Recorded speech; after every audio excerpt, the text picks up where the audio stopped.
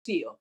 En estos momentos daremos inicio al taller de poesía, el cual tendrá una duración de 1 hora y estará a cargo de Javier Oquendo. Le invitamos a ponerse cómodo, recordándole que los micrófonos y videos estarán inhabilitados para los espectadores durante toda la actividad.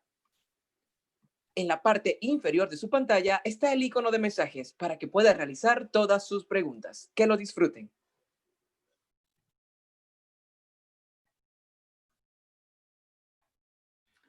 Hola, buenas tardes, ¿cómo están? Les mando un saludo y em, un día de buena literatura y de buena lectura. Soy Javier Oquendo, yo escribo desde mucho tiempo, eh, sobre todo poesía, y también he publicado narrativa, eh, sobre todo narrativa infanto-juvenil, y pues soy profesor y soy también tallerista, es decir, imparto talleres de escritura creativa. En esta tarde y por esta hora, yo voy a estar con ustedes entregándoles ciertas claves o ciertas herramientas para crear o tratar de llegar a ese universo maravilloso que es el universo del poema. Eh, Tienen que tomar en cuenta algo, y es que la poesía eh, no es eh, una simple herramienta o un simple momento al que se aspira simplemente con el fin de describir los sentimientos o las sensaciones, como la gente pensaría, ¿no?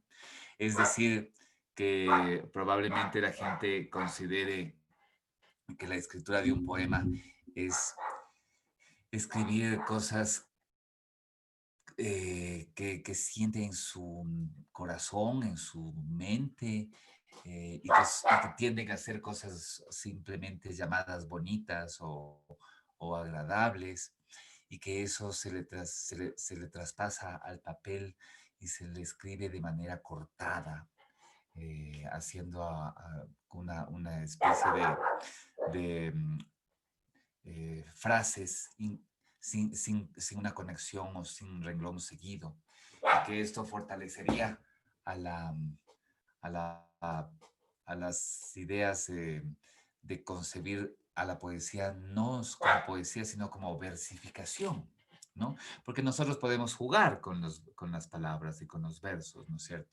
Es decir, podemos eh, rimar y decir, mi alma tiene una ilusión y esa es una canción que llega a tu corazón y produce una sensación.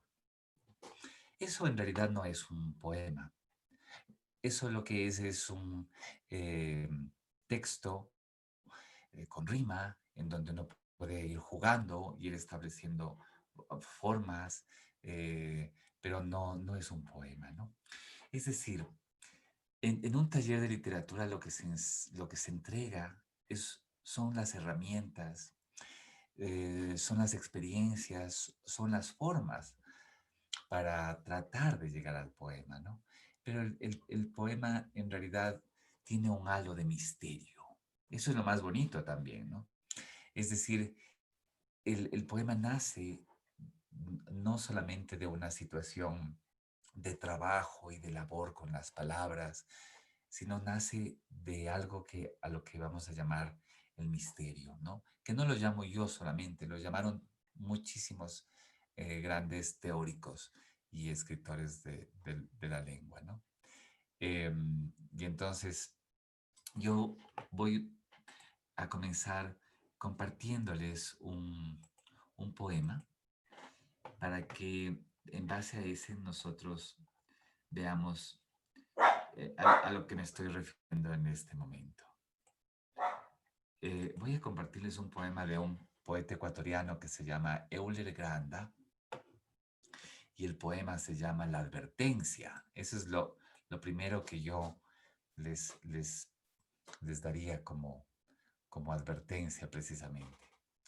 Un día le regalan a uno una palabra y uno la pone al sol, la alimenta, la cría, la enseña a ser bastón, peldaño, garra, analgésico, brecha para el escape o parapeto.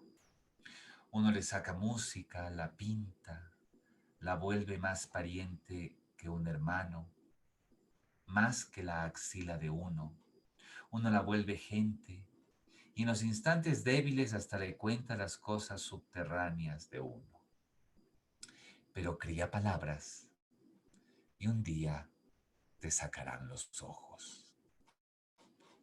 Con este poema voy a comenzar a hablar sobre las primeras técnicas y formas. Primero deben de recordar que la poesía no está hecha de buenas intenciones, ni de buenos sentimientos, ni de buenas actitudes, ni de buen comportamiento, ni de valores que uno lleva en su corazón, ¿no? Y de su familia o de la religión, o etcétera. No, la poesía no está hecha de eso. La poesía no está hecha para que el poeta sea una persona buena, que la gente le vea como un ejemplo a seguir, que diga, oh, ahí va un poeta bueno, casi caminando eh, en el inmaculado y absoluto, ¿no? La poesía está hecha de palabras. La herramienta número uno de la poesía son las palabras. Y las palabras son complicadas, son difíciles. Las palabras no son pues herramientas muy fáciles. Se dañan, se gastan, sufren cambios, sufren transformaciones. Y entonces uno tiene que buscar formas para llegar a la segunda, eh, a la segunda característica de la poesía, que es la originalidad. Primero, recuerden, no tiene no hay buenas intenciones solamente, ¿no? No hay intenciones de, de considerar que la poesía es el puro amor y la pura armonía No, la poesía es todo. La poesía es un momento en donde puede encontrarse todo. Lo que uno cree que es bueno, lo que uno cree que es malo, lo que uno cree que es bello, lo que uno cree que es terrible, ¿no? Y la segunda es la originalidad. Si uno no es original, entonces ¿para qué escribe? Uno tiene que tratar de llegar a ser original, porque cada vez es más difícil, cada vez la originalidad está más lejana, ¿no es cierto?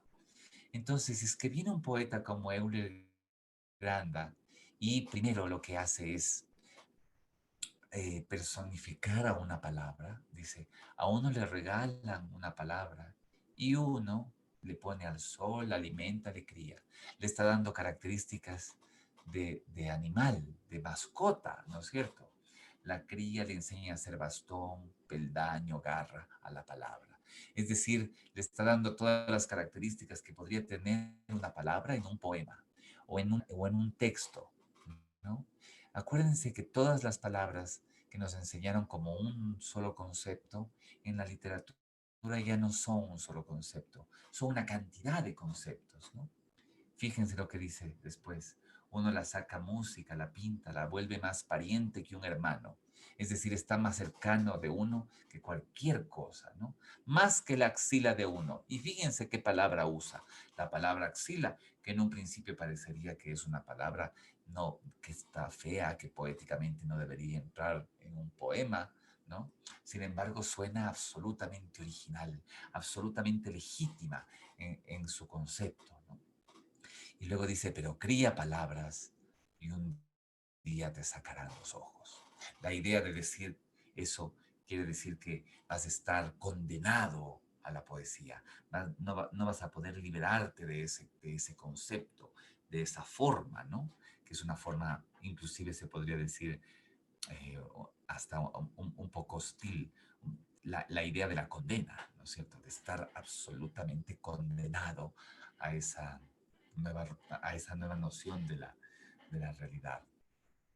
Entonces, cuando uno sabe que en la poesía puede escribir todo, que no solo puede escribirle al novio o la novia, que no solo puede escribirle a la madre y decir de la madre que es buena, que es canora, que es limpia, que es blanca, que es suave, que es buena, ¿no es cierto? Y no escribirle solamente a su ciudad y al árbol diciendo árbol hermoso y verde, ¿no es cierto?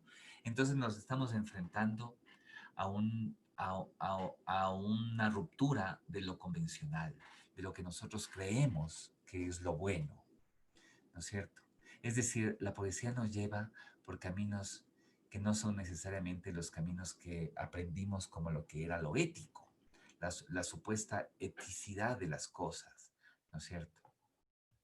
Y luego, cuando uno no sabe entonces cómo empezar a escribir, ahí viene la tercera característica, ¿no? Que la poesía es un momento, ustedes deben haber oído probablemente eso, ¿no? Que es un momento de espera, un momento en donde uno lo que quiere es como reafirmar una circunstancia literaria, una circunstancia poética en un momento de contemplación, cuando uno está frente a algo bello, cuando uno está frente a algo terrible, cuando uno está viviendo algo bello o terrible, o cuando uno está recordando algo bello o terrible.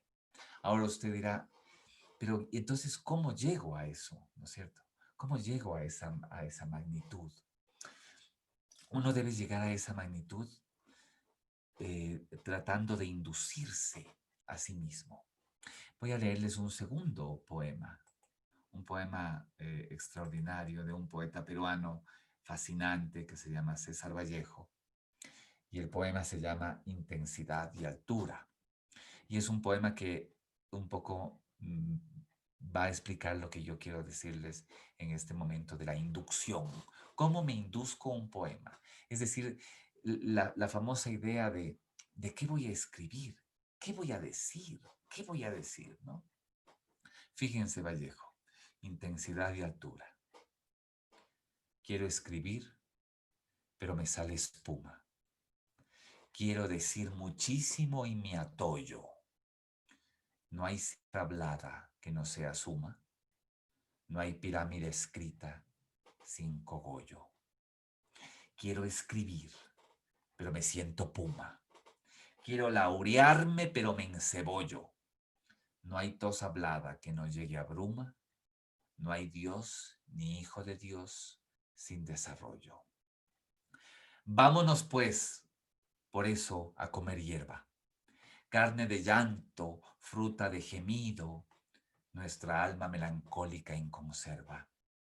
Vámonos, vámonos, estoy herido. Vámonos a beber lo ya bebido. Vámonos, cuervo, a fecundar tu cuerva. Aquí la primera característica temática del poema es que la voz poética, es decir, la primera persona que está diciendo que quiere escribir, no puede, ¿no? Y ese es el tema de la escritura. Es decir, ese ya es un tema para escribir. Me parece maravilloso, ¿no es cierto? Eh, ¿De qué quiere escribir? ¿No? No sé de qué quiero escribir. Ese ya es un tema para escribir. El no saber de qué escribir. O el inducirse hacia esa noción, ¿no? Quiero escribir, pero me sale espuma, ¿no? Es decir, quiero hacerlo, pero no puedo. Y cuando uno piensa en esa posibilidad de que si es que uno no puede en ese momento, entonces mejor no lo haga y se va a dormir, es falso en la literatura, ¿no? En la literatura es falso. En la literatura sí hay que inducirse, es decir, hay que producir de alguna manera, porque de lo contrario al día siguiente va a pasar lo mismo. Y así va a pasar siempre. Entonces de ahí viene eso que la gente llama frustración, ¿no es cierto? La gente dice, yo quise escribir una novela hace años, yo quise escribir un poema hace años, yo quise cantar hace años, yo quise bailar hace años y no hizo, ¿no? Y no hay tiempo después, ¿no? Entonces uno tiene que hacerlo en el momento oportuno, a través de la inducción. Esa inducción, la primera, va a producir nuevos temas. Fíjese lo que hace Vallejo. Después dice en el quinto verso del primer cuarteto, de su soneto, ¿no? Quiero escribir, pero me siento puma. Ah, esa figura, ¿no? Quiero escribir, pero me siento puma. Es decir, ya no es que no escribo nada, ahora ya me siento puma, ¿ya? Ahora quiero hablar de mí, quiero laurearme, dice, ¿no? Quiero llenarme de premios, quiero alabarme, ¿ya? Pero me encebollo, me vuelvo más pequeño, me reprimo, ¿no? No hay tos hablada que no llegue a bruma. Tos hablada, imagínense, ¿no? Cualquier cosa que uno quiera decir, como una tos hablada que no llega. Sin embargo, es parte del tema, ¿ya? Y luego se aclara en el primer terceto, ¿no? Vámonos, pues, por eso a comer hierba. Carne de llanto, fruta de gemido, nuestra alma melancólica en conserva. Está hablando desde la perspectiva culinaria, ¿no? La idea del hambre, la figura del poeta que está hambriento de decir, ¿no? Y luego ya más claro, dice, está herido, es decir, está comprobando ahí la voz poética que algo pasa, ¿no? Vámonos a beberlo ya bebido. Fíjense cómo el no tema se volvió un tema, por decirlo de alguna manera, ¿no? Esa referencia supuesta que teníamos en un principio terminó siendo un tema real, un tema poderoso. Entonces, acuérdense de eso, ¿no? ¿Cómo se inducen ustedes? Hay una que es muy famosa, que es la idea de la contemplación, ¿no? Que es un recurso japonés, es un recurso oriental, que establece la idea del sujeto poético que está observando, mirando y está pensándose en el paisaje. El paisaje siempre es una muestra primera de la poesía, ¿no es cierto? Ahora, en el paisaje se consiguen los más grandes hallazgos cuando los adjetivos no son los adjetivos obvios, los adjetivos comunes, los adjetivos perversamente normales, ¿no? Como por ejemplo, fíjese, ¿qué pasaría si es que decimos el árbol verde que cobija mi sombra? Al decir árbol verde, se acabó el poema, ¿no? Lo destruyó absolutamente, porque el concepto del sustantivo está añadiéndole a una situación que ya es casi lógica, normal, obvia en el texto. Entonces, en cambio, ¿qué pasaría si es que dijese ese árbol rojo que tapa mi sombra? ¿No? La figura convencional del árbol crece. Entonces ahí es cuando el adjetivo entra absoluto, ¿no? Es un adjetivo que está aportando a una nueva realidad poética, a una nueva situación atmosférica en el poema. Piense en su paisaje cotidiano. No piense en paisajes grandes, grandilocuentes, ¿no? No piense en los paisajes esos de fotografías de la National Geographic o de estas nuevas fotografías así súper truqueadas y tocadas, ¿no? Piensa en su paisaje pequeño, piensa en lo que mira desde su ventana. Piensen en lo que está en su mesa de, de, de trabajo, ¿no? Piensen en lo que es usted a lo largo de su descanso en su habitación, en su cama. Piense en su pequeño patio.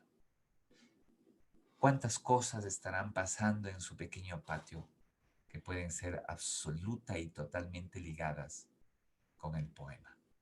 Son miles de cosas que, que podrían, que podría uno usar, tomar para buscar un momento poético, ¿no? Una situación poética brillante, deslumbrante. Aléjese de los adjetivos y aléjese de los lugares comunes. El lugar común es uno de los grandes males sociales, literarios, por decirlo de alguna manera. Es decir, aquellas frases, aquellas formas que ya son lógicas, porque vivimos con un montón de lugares comunes en la vida, ¿no? Un montón. Todos los días usamos una muy buena cantidad de lugares comunes para saludar, para felicitar, eh, para quedar bien. Para eso usamos el lugar común. Y en otros casos, en los casos de las descripciones, lo usamos porque creemos que eso es lo que se debe decir porque ya está eh, pasado por lo correcto. Es decir, porque ya es correcto decir que que el sol es amarillo y que el sol me calienta, ¿no? Cuando usted dice, ¿qué pasa cuando uno crea un verso diciendo, el sol que me calienta la piel? No pasa nada, ¿no es cierto? Usted no ha dicho nada, no ha dicho nada. Tampoco ha dicho nada si es que dice, mi madre me ama porque me vio nacer. No ha dicho nada, absolutamente nada, ¿no? Eso no es la poesía. Eso es un remedo, una fantasía poética, un lugar común, ¿no? Todo lo que uno ya está predicho, ¿no? Ha sido dicho por alguien, pero además está predicho, porque es como lógico. Uno cuando va una presentación en donde se presenta alguien y está hablando de algún tema convencional, como por ejemplo, eh, la ciudad es, debemos cuidar a la ciudad, no debemos ensuciarla. Entonces todo eso oímos y por acá sale y no pasa nada porque es como oír llover, ¿no es cierto? ¿Ya? Pero si de repente alguien dice, la ciudad es como una iguana retorcida, entonces uno se regresa a ver y dice, pero ¿qué está diciendo el Señor? ¿No? Porque ha usado un recurso que es el lenguaje figurado, ha usado una forma de figurar lo que quiere decir, ¿ya? A eso llamamos todos, ¿no es cierto?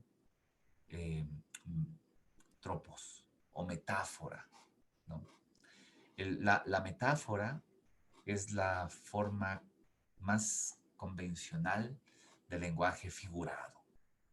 No voy a decir que es la forma más convencional de la poesía, porque la poesía, como les dije al principio en la introducción, tiene un toque, una dosis de misterio, ¿no? Atravesada por todas estas herramientas.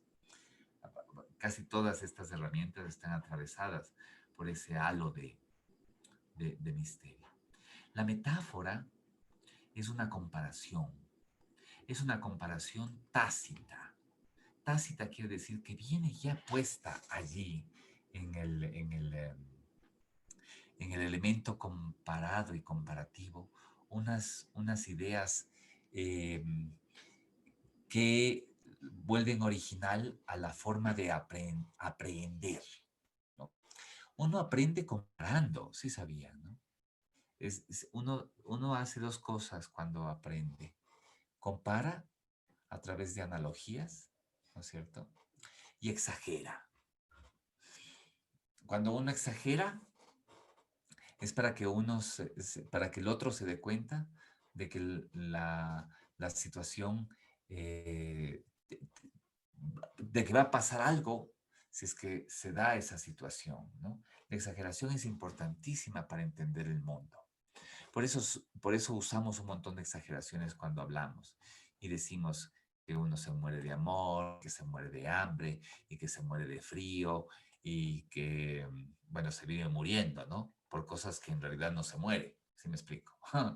Eh, todas esas cosas tienen relación con el lenguaje figurado, ¿no? No es lo mismo decir em, que dos em, aves dos aves que yo he visto están en mi jardín, que las aves del mundo han llegado a mi jardín, ¿no? Llegaron solo dos, es verdad, solo dos han llegado, pero para la voz poética esas dos aves son las aves del mundo. Ese es un recurso de la exageración. Se llama hipérbole, ¿no? Lo hiperbólico, lo que uno usa y trabaja con fines de despertar en el lector una, una magia, un, un acontecimiento poético, ¿no? Una revelación de la poesía. Es eh, realmente importante, ¿no? Sensacional la idea de la exageración. Y luego, como les decía, está la metáfora. Las metáforas son prácticamente lo que nos fortalece casi todas las áreas de la literatura, ¿no? Todo el área de la literatura está fortalecido por la metáfora. Cuando uno compara las cosas, uno está aprendiendo en realidad, ¿no? Pero también uno está creando, ¿no es cierto? Y entonces hay varias formas de comparar las cosas. Hay formas de comparar las cosas por, valga la redundancia, por la forma geométrica, ¿no es cierto? Por lo que ocupa en el espacio, por lo que es como concepto, ¿no? Por ejemplo, si yo digo, el, el pan es la vida del, es la vida que tiene el trigo.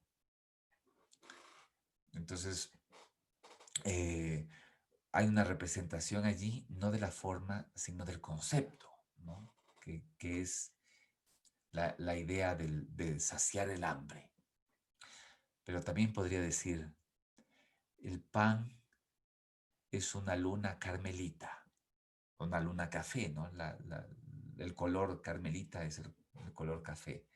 El pan es una luna carmelita en mi mesa.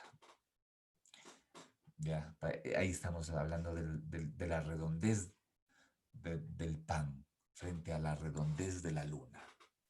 Y también frente a la importancia, a la luz, al color que da cierto toque en la mesa. No se tienen que olvidar de eso, porque lo otro son las buenas intenciones nada más, ¿no? Te amo, te quiero, te adoro, te idolatro, ¿no es cierto? Pero eso uno lo puede decir de cualquier manera. Es mejor trabajar con el lenguaje que que dejar a un lado lo simbólico, ¿no? Porque lo otro ya está gastado, está acabado. Voy a ponerles otro poema.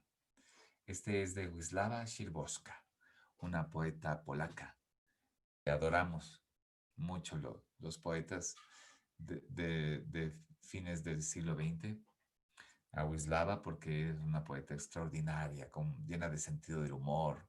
Este poema pequeñísimo, fíjense, cómo rompe con todo lo establecido dentro de la logicidad. Las tres palabras más extrañas. Cuando pronuncio la palabra futuro, la primera sílaba pertenece ya al pasado. Cuando pronuncio la palabra silencio, la destruyo. Cuando pronuncio la palabra nada, creo algo que no cabe en ninguna no existencia. Vamos a analizar. Cuando pronuncio la palabra futuro, ¿no? La primera sílaba, fu, ya, y luego el tú ya corresponde al pasado, ¿no? Es decir, fíjense la dimensión de lo que quiere decir. Que el futuro siempre está tan cercano a la noción del presente, ¿no? Aquí está haciendo una referencia maravillosa al tiempo. Cuando pronuncio la palabra silencio, lo destruyo. Eso es muy hermoso, ¿no? La idea del concepto de silencio. El silencio no nace precisamente de la palabra silencio. Y cuando pronuncio la palabra nada, creo algo que no cabe en ninguna no existencia. La palabra nada ya es algo, ¿no? Maravillosa Wisłava. Entonces, fíjense cómo las palabras deben de estar conectadas siempre con situaciones de pensamiento que no tengan una relación tan lógica como son las relaciones convencionales, sociales, que uno cree que están eh, muy cercanas a, a la idea de lo bueno, ¿no? Eso es lo que quiero que quede clarísimo. Con que quede claro eso, yo estoy seguro que podrían crear un poema. Si es que está claro que no tienen que quedar bien con nada, con ningún sentimiento ni tampoco tienen que ser retóricos, ¿no? Que tienen que escribirle cosas buenas a la patria y cosas malas a la guerra y cosas buenas al amor y cosas terribles al odio, ¿no? Porque todas las cosas existen y están allí. Y es verdad que los perritos son lindos, buenos y que dan la pata y todo, ¿no es cierto? Pero también están los reptiles y las arañas, ¿no? Y también son dignas de cantar, porque tienen una connotación y una dimensión, además que no está tan gastada como en la de otros, ¿no? Entonces eso hay que tomarlo muy en cuenta. Voy a compartirles el siguiente poema, que es una maravilla, que es un poema de un poeta muy juguetón, absolutamente disgustado justamente con lo que les estaba diciendo, es decir, con las ideas estas de que lo poético es lo convencional, etc. Es el poeta chileno Nicanor Parra, ¿no? Que vivió un centenario de años, es decir, murió a los 101 años, hace poco en Chile, y siempre se pasó riendo un poco de, del gusto académico, refinado, convencional, exquisito, etc.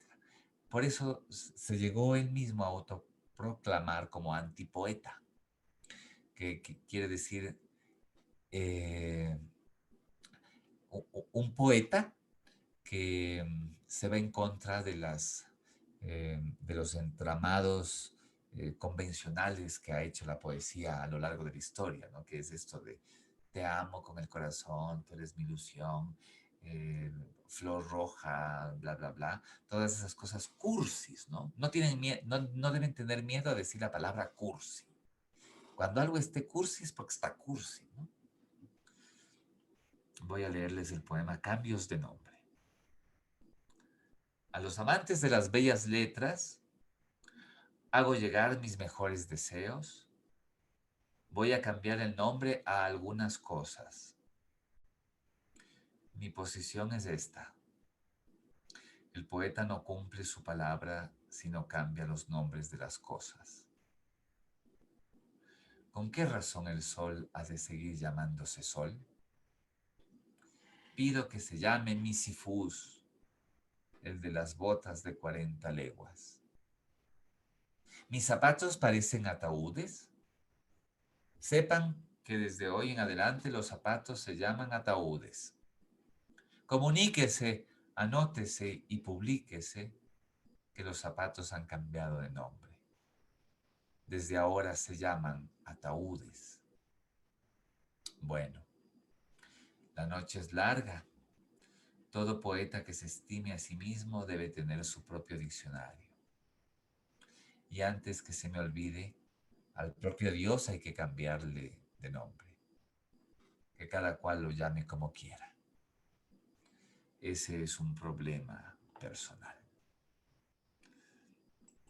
Nicanor Parra da pie a que pensemos en otra característica para escribir un poema, ¿no? Que es no necesariamente dejarse llevar por los significados políticamente correctos de las palabras, ¿no? Ni tampoco por lo que nos enseñaron como una cuestión lógica o con una cuestión lógica. Por ejemplo, Antonio Machado dice, a lo lejos diviso las montañas azules. Entonces, en un principio, diríamos que Antonio Machado es, eh, pues está mal, ¿no? Está viendo las montañas azules cuando las montañas, según los profesores en la escuela, nos enseñaron que eran verdes o cafés, o los nevados tenían pues su copa blanca, pero no azules, ¿no? Y sin embargo, don Antonio Machado dice, a lo lejos, en lontananza, diviso las montañas azules. Están lejísimas. Y si ustedes ven desde lejos a las montañas, efectivamente van a ver una coloración azul. Lo que pasa es que eso no nos dictaron desde esa perspectiva, ¿no? Entonces, si es que les vamos cambiando de significado a las cosas, vamos con una logicidad real además, ¿no? Porque esto de las montañas azules es real, ¿no es cierto?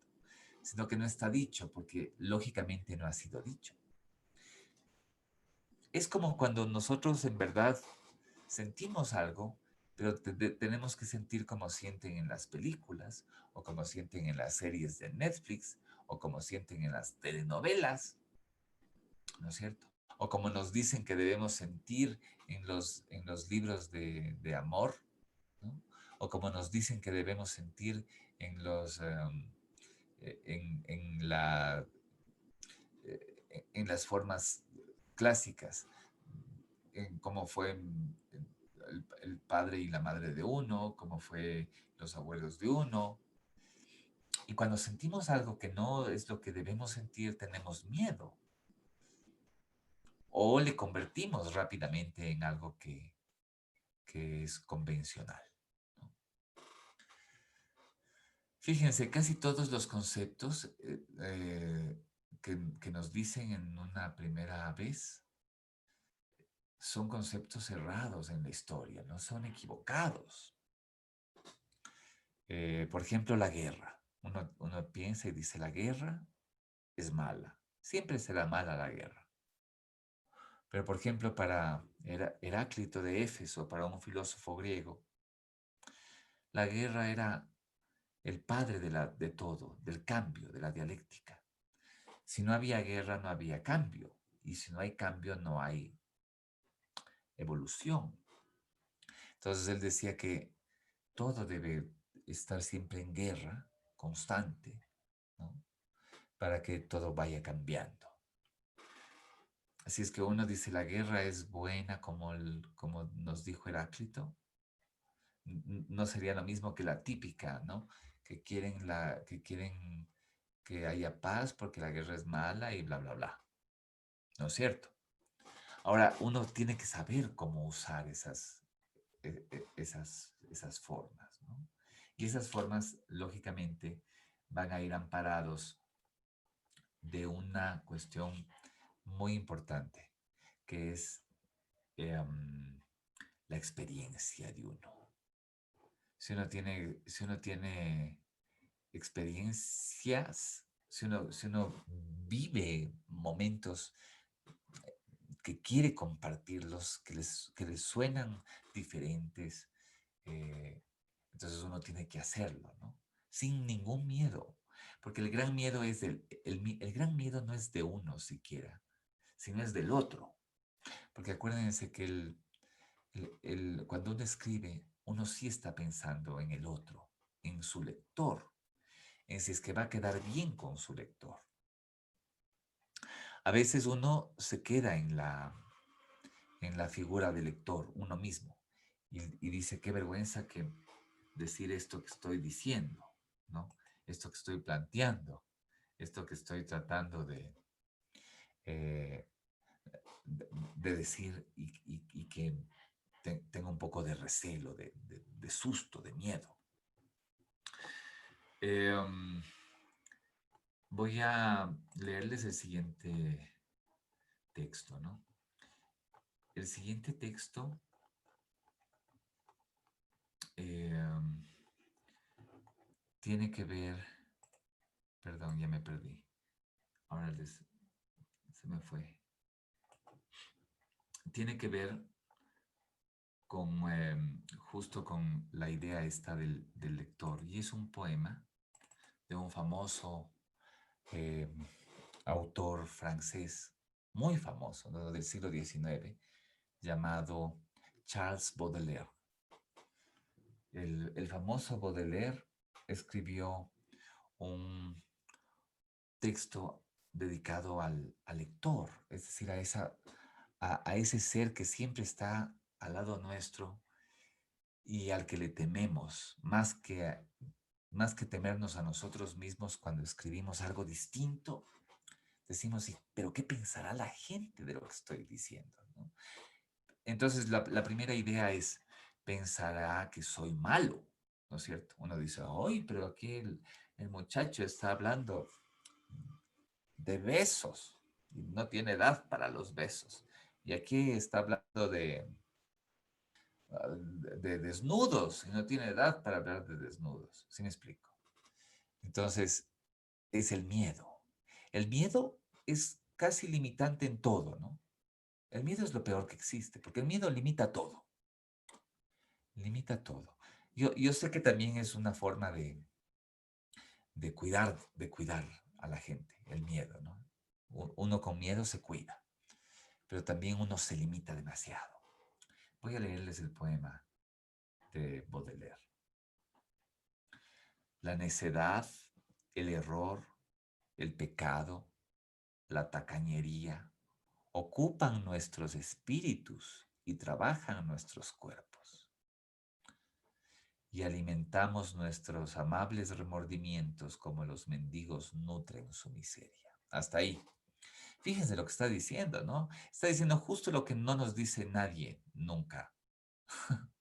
Es decir, que somos hechos de cosas hermosas, es verdad, pero también tenemos cosas terribles que podemos trasladarlas de manera buena, eh, buscando, porque si nos enseñan valores es porque no somos gente que tenemos valores intrínsecos, valores naturales, sino que tenemos eh, la facilidad de caer en el otro lado, ¿no? O como se diría en Star Wars, ¿no? En el lado oscuro. Y entonces, la manera de evitar aquello es enfrentándolo, diciéndolo, ¿no? Mire, sigo la siguiente estrofa. Nuestros pecados son testarudos, nuestros arrepentimientos cobardes. Nos hacemos pagar largamente nuestras confesiones y entramos alegremente en el camino cenagoso, creyendo con viles lágrimas cavar todas nuestras manchas. Aquí está inclusive criticando ya la situación desde la perspectiva de la religión, desde la idea que tenemos de de pagar, ¿no? De purgar y de pagar, ¿no? De limpiarnos y de volvernos buenos de repente y de no saber por qué, siendo yo tan bueno, eh, quiero algo que convencionalmente parece que no fuera bueno. ¿Sí me explico? Esas cosas son humanas. Recuerde eso, ¿no? Todo esto es humano, porque no vivimos en en un universo angelical, ¿no? No vivimos con los ángeles, ni en la inmortalidad, ni en el paraíso, ¿no es cierto? Entonces, eso tenemos que decirlo siempre, ¿no? Tenemos que explicarle a la gente eso. Luego les voy a leer el último, eh, la última estrofa, las dos últimas estrofas, las tres últimas estrofas. Pero entre los chacales, las panteras, los podencos, los simios, los escorpiones, los gavilanes, las sierpes, los monstruos chillones, aullantes, gruñones, rampantes en la jaula infame de nuestros vicios, hay uno más feo, más malo, más inmundo, si bien no produce grandes gestos ni grandes gritos, haría complacido de la tierra un despojo y en un bostezo tragarías el mundo. Es el tedio. El tedio, ojo, el cansancio, ¿no? Los ojos preñados de involuntario llanto, sueña con patíbulos mientras fuma su pipa. Tú conoces, lector, este monstruo delicado. Hipócrita lector, mi semejante, mi hermano. Porque todos a la larga somos hechos igual, ¿no? Parecidos. Por eso cuando leemos un poema de otra persona, nos sentimos identificados y decimos qué cosa más tremenda, ¿no? Más extraordinaria la que ha dicho tal o cual eh, poeta, ¿no? Tal o cual texto. Y qué forma más fuerte, más fortalecida de,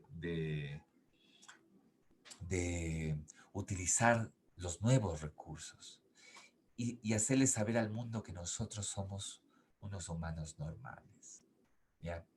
Entonces, yo quiero que siempre piensen en esa noción, en la noción de que no tenemos que tenerle miedo a nuestros sentimientos, porque si son iguales al del resto, si son igualito todo, si uno vuelve a repetir las frasecitas de San Valentín, si uno vuelve a repetir las frasecitas del Facebook y vuelve a repetir las ideas estas, entonces uno se queda ahí como enclaustrado en un decir básico, ¿no?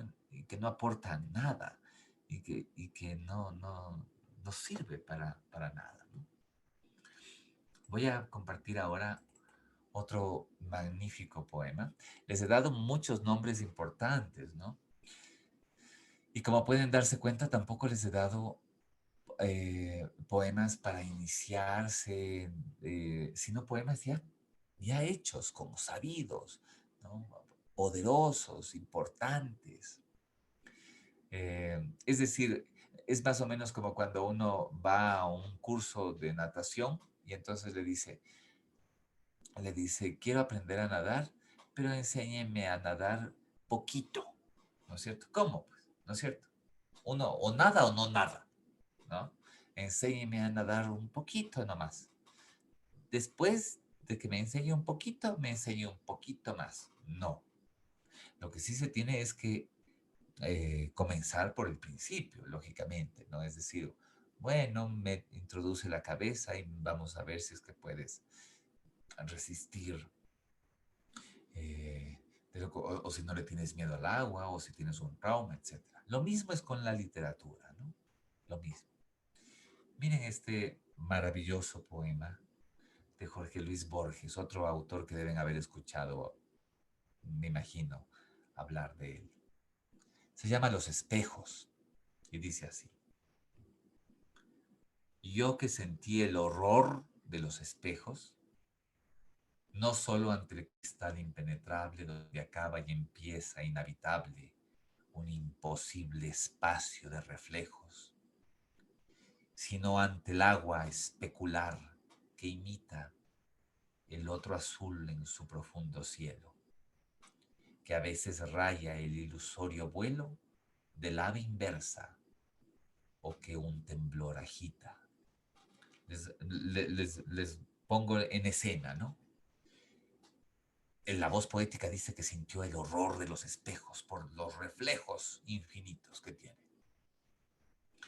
Pero no solamente en el cristal, dice, ¿no? La voz poética, donde acaba y empieza inevitable un imposible espacio de reflejos. Cuando dos espejos se reflejan, ¿no es cierto? Se ve el infinito. Se han hecho ese juego, ¿no? Sin embargo, uno sabe que la finitud termina en el momento en el que está el espejo al un lado y al otro. Y esa forma, esa cuestión, es una cuestión absolutamente eh, eh, extraña, ¿no? Porque ¿qué puede decir sobre el espejo que no se haya dicho ya? ¿No es cierto? O cómo puede ser el espejo frente a la realidad de la voz poética, ¿no es cierto? Asimismo voy a leerles la parte final del poema de Borges. Dice: que haya sueños es raro, que haya espejos, que el usual y gastado repertorio de cada día incluya el ilusorio orbe profundo que urden los reflejos. Dios, he dado en pensar, pone un empeño en toda esa inacible arquitectura que edifica la luz con la tersura del cristal y la sombra con el sueño. Dios ha creado las noches que se arman de sueños y las formas del espejo, para que el hombre sienta que es reflejo y vanidad. Por eso no alarma. Qué bárbaro, ¿no? Es decir, Borges está diciendo que el hecho de convivir con los espejos y que nos demuestre nuestros reflejos, ¿no? Eh, es porque un poco tiene que ver con la idea del sueño, de lo que queremos ser o de lo que somos en realidad. Y que ese reflejo y vanidad, acuérdense, que no tiene miedo en decirlo Borges, ¿no? No es que somos buenitos y que nacimos buenos y que eh, todos somos en realidad buenos, cuando en realidad la vida está hecha de todo lo que somos, ¿no? La maravilla es eso. Eso es la maravilla, ¿no? Estar hecho de todo aquello que nos representa, que nos vuelve únicos, que nos vuelve distintos entre sí. No nos vuelve ya casi nada distintos de la parte física. Ya todo podemos tener, todo podemos saber, buscar, ¿no es cierto? ¿Qué nos vuelve únicos e indefinibles? Esas sensaciones, esas formas, esos instrumentos, ¿no? Eh, voy a, bueno, aquí tengo dos comentarios. Gracias, María Gracia. Dice, bueno, me dice cosas muy bonitas. Muchas gracias. Y luego me pregunta, ¿qué reglas serían básicas al momento de escribir un poema? Bueno, prácticamente todo el taller, lo he dicho. Lo primerito es, acuérdense, ¿no?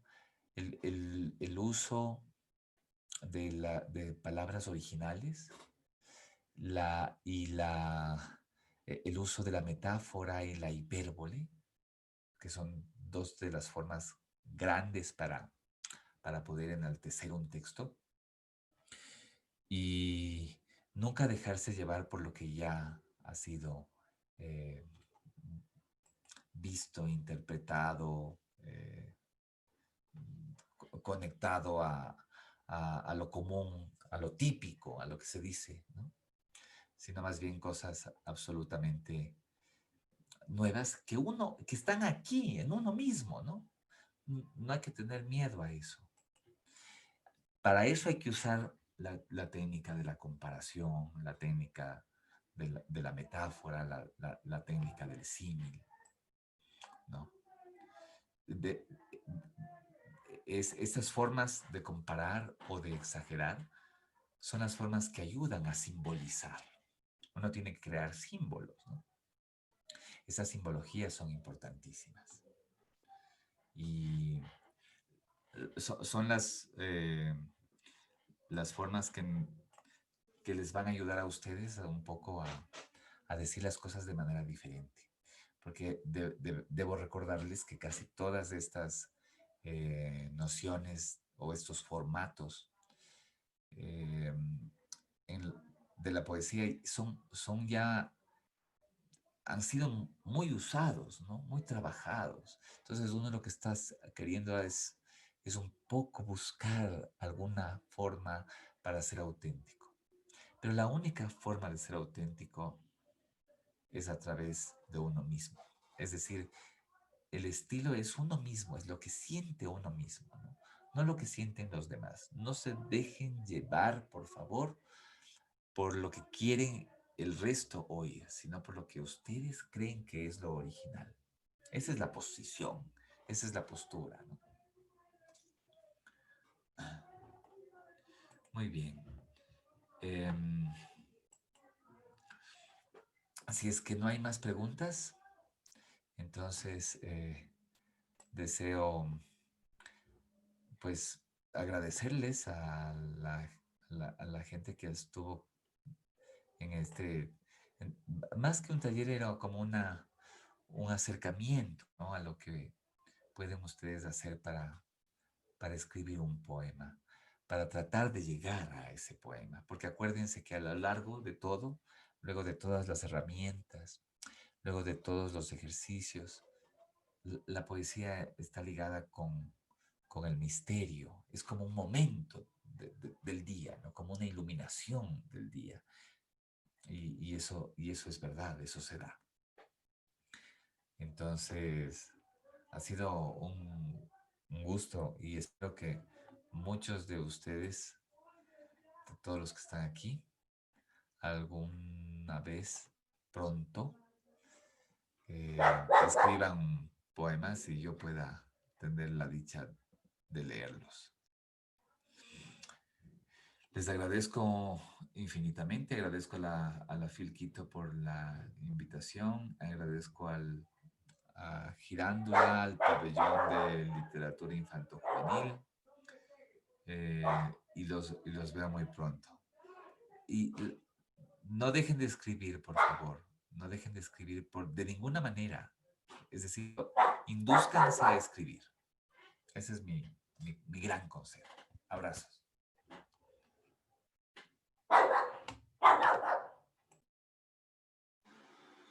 De esta forma concluimos el taller de poesía por Javier Oquendo. Esperamos haya sido de su agrado. Les recordamos que hemos colocado el link para descargar el libro Antología. Cuidemos